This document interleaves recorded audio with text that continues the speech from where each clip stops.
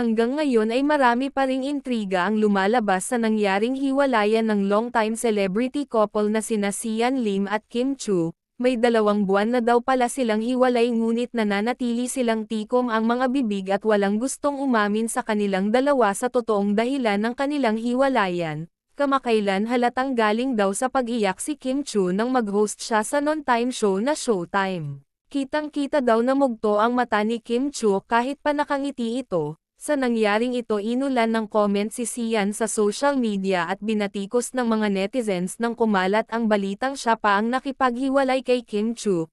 Awang-awa ang mga tagahanga at nakisimpatya sila kay Kim.